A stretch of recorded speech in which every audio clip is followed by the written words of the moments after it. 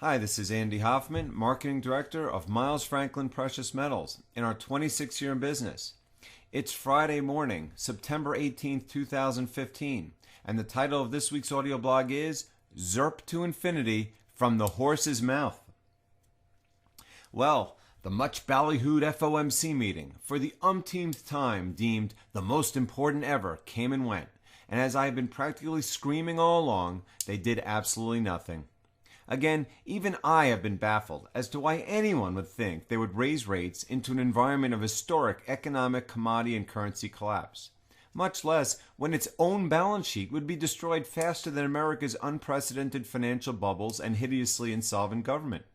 And thus, a full 2.5 years after the launch, likely at the now infamous closed-door meeting between Obama and the top too-big-to-fail bank CEOs in April 2013, of a half-baked plan to propagandize recovery by manipulating markets and economic data, and consequently pretend rate hikes were imminent, even if by just a few microscopic fractions of a percent, we are not only still at 0% rates for the 81st straight month, but the global economy is at its singularly low point since the Great Depression. Only this time around, unlike then when the world was on a gold standard, debt has exploded to unpayable levels as far as the eye can see, be it domestic or foreign, sovereign, municipal, institutional, corporate, or individual. And now that the worthless fiat currencies underlying those debts are collapsing as well, it's only a matter of time before the all-out implosion of history's largest Ponzi scheme plays out, to the economic, financial, and likely political and social horror of billions.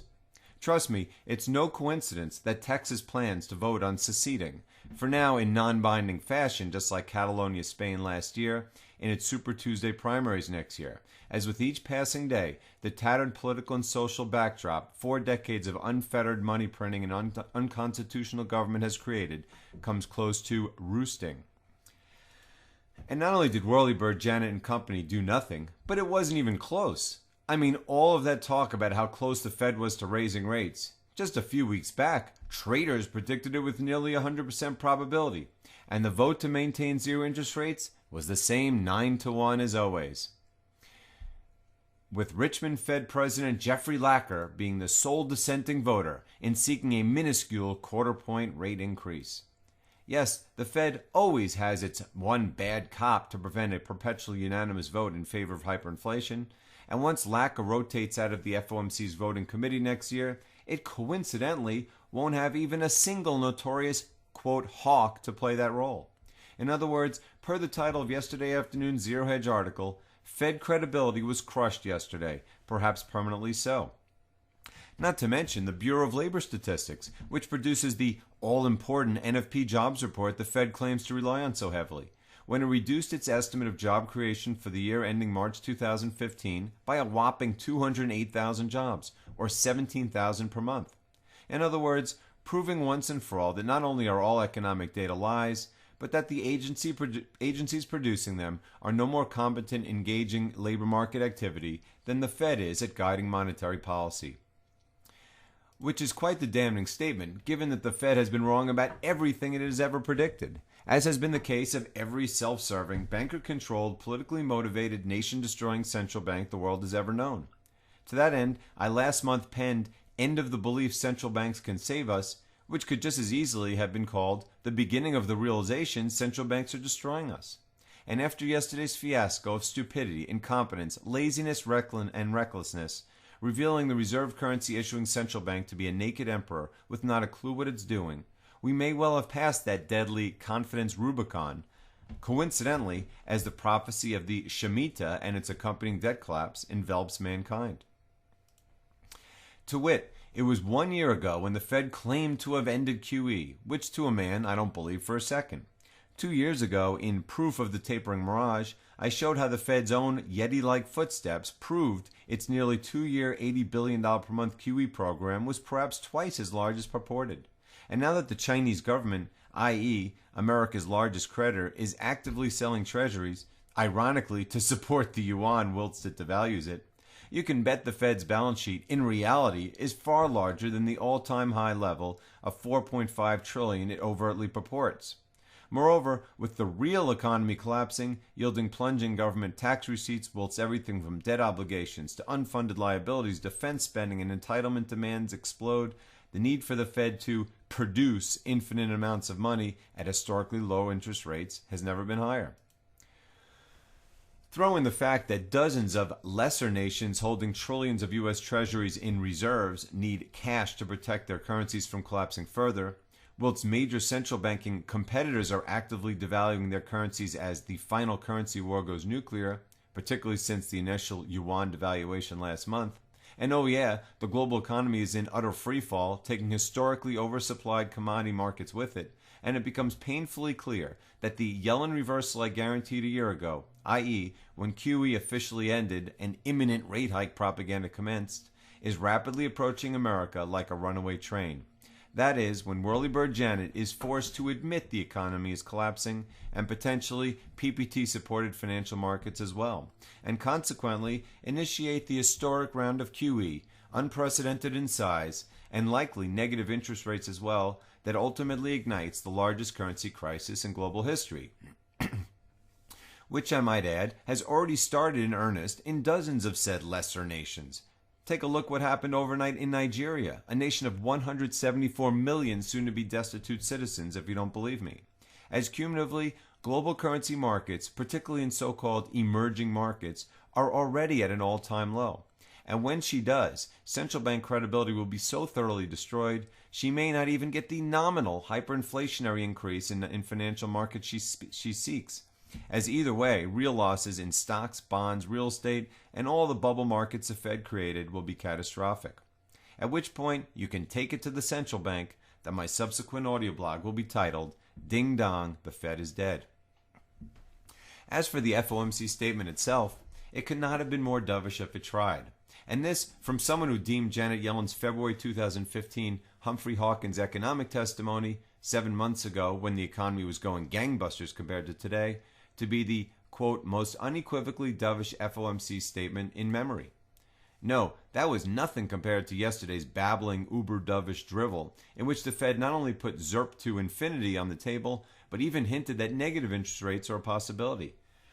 And given its savage desire to, quote, win said final currency war, equally desperate as all other competitors, I might add, there's not a doubt in my mind that NERP, QE4, and who knows what other diabolical currency-destroying schemes are right around the corner, let alone the horrific political, geopolitical, and social ramifications, like Texas seceding, for example, or communist, fascist, and hopefully not Nazi-like policies from Hillary Clinton, Jeb Bush, Donald Trump, or whatever other maniac takes office decrees upon us.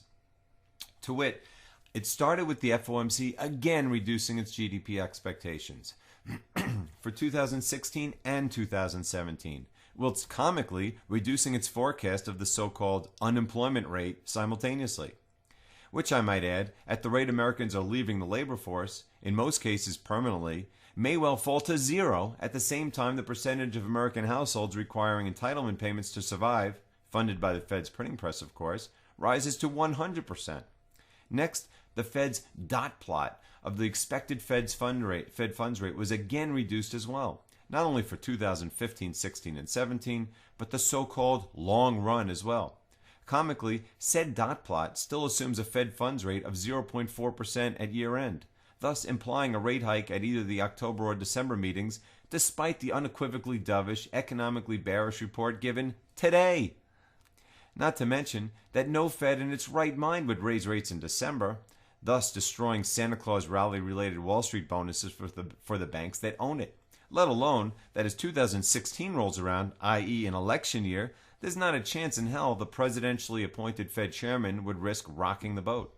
And by the way, don't forget for a second that at some point, the markets will force rates higher no matter what the Fed chairman personally desires, when bond vigilantes the world round seek to revalue the mountain of debt Fed policies have created. But that's another story for another day, perhaps a lot sooner than most can imagine. To that end, the Fed not only maintains short-term inflation expectations below the arbitrary 2% level it claims to be its threshold for raising rates, but its long-run inflation expectation as well. Yes, a long-run inflation expectation below 2% amidst a global blizzard of hyperinflationary monetary policy, unprecedented parabolically exploding debt, and an historic, unparalleled economic and currency collapse. Yeah, that'll happen. Anyhow, in lowering its economic and Fed funds rate expectations, in the latter case to a long-run rate barely half the historic average, it admitted to what I have all along screamed to be the case, particularly late last year and early this year, when the Fed purported to be unconcerned about the impact of falling oil prices and collapsing global economic activity. To the contrary, whilst whirlybird Janet was espousing last December that, quote, falling oil prices are a net positive for the U.S. economy, I had just penned, crashing oil prices portend unspeakable horrors, which most certainly have materialized, from crashing commodity and currency markets to burgeoning political instability, secession movements, and immigrant crises, which I assure you, in the great Bill Murphy's words, are just jacks for starters. To wit, the Fed's thankfully less wordy policy statement, which nearly 100 taxpayer-funded, or should I say printing press-funded, staffers toiled over for 2 full days, was largely unchanged, other than the inclusion of the following damning statement, which, I might add, adds dozens of potential excuses for the Fed to leave rates at zero, or below, to infinity. Quote, recent global economic and financial developments may restrain economic activity somewhat, and are likely to put further downward pressure on inflation in the near term.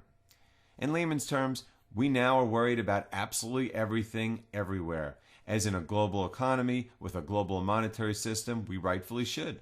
And now that everything everywhere is collapsing, our only choice is to do exactly what all central banks are doing, which is to kick the can as long as possible with hyperinflationary monetary policy, knowing full well the wall stands right in front of our eyes. In fact, one unnamed voting FOMC member predicted a negative Fed funds rate next year. And don't forget for a second that it was just a year ago that Helicopter Ben, on the $100,000 plus per night speaking circuit, told a roomful of hedge fund managers that we'd see, quote, no rate normalization during my lifetime. Better yet, Janet Yellen shocked the world, but not those who understand reality like the Miles Franklin blog, during her unconscionably dovish press conference, first by herself setting the stage for potentially taking rates negative, when in response to a question about the possibility of a negative interest rate policy, she said, quote, if the outlook were to change in a way that most of my colleagues and I do not expect, and we found ourselves with a weak economy that needed additional stimulus, we would look at all our available tools, and that would be something that we would evaluate in that kind of context. However, that was also just jacks for starters, as when a reporter subsequently asked if rates could potentially be zero forever, she refused to dismiss such a possibility, and frankly sounded as ambivalent about its possibility as the aforementioned question about the potential trip to negative rate territory that one of her own FOMC governors predicts. Thankfully for her, no one asked about QE4, but given what she said about the potential for not only NERP, but Zirp to infinity, you can bet her answer would not have been much different. In other words, she knows as well as Alan Greenspan, Ben Bernanke, and with each passing day, more and more of the world's 7+ billion denizens, that QE4 is coming, as history's largest, broadest fiat Ponzi scheme enters its cancerous terminal phase. And not just here, but everywhere, as the politically expedient but world-destroying final currency war goes thermonuclear. And by the way, kudos to Peter Schiff for his fabulous commentary regarding yesterday's FOMC debacle, as discussed in his podcast last night, titled Yellen Admits Rates Could Stay at Zero Forever. As for financial markets, stocks initially attempted their typical PPT-supported surge upon the uber-dovish FOMC announcement. However, immediately thereafter, a funny thing happened on the way to the forum. Yes, for perhaps the first time in recorded history, a dovish Fed statement was met by equity selling, which I assure you took the aforementioned PPT by surprise. By day's end, equity losses were modest, whilst bond yields declined, commodities sunk, and precious metals rose, albeit in their typically capped fashion. Quick, does anyone want to guess how much paper gold prices rose, by the way? Yep, exactly 1.0%, i.e. the cartel's daily limit up level on 99% of all trading days. Of course, jacks for starters is a fitting description of the global follow-through, as I write before the markets open Friday morning, European stocks are down 2 to 3%, and Dow futures are down, what do you know, exactly 1.0%, i.e. the PPT's own limit down level on 99% of all trading days. That said, that rule has been violated more in the past 2 months than in the prior 4 years combined, and have said end of belief in central banks is upon us, or truly upon us, whilst the global economy and financial markets simultaneously collapse, don't be surprised if the Fed's goal of destroying real returns only is supplanted by a reality of collapsing real and nominal returns, i.e., a full-blown global market crash combining the worst imaginable aspects of 1929, 87, 2000, and 2008. And by the way, the only market that's up this today are precious metals. And oh yeah, the dollar index is down sharply as well, which will only embolden the ECB, BOJ, BOE, SNB, and particularly the PBOC to accelerate their own currency debasement schemes, as said final currency war, once and for all, plunges the world into chaos. Recall, it was only a month ago, when the very day before the PBOC started the process of what will be a massive yuan devaluation, that I predicted it would occur in the, quote, upcoming cataclysmic financial big bang to end all big bangs.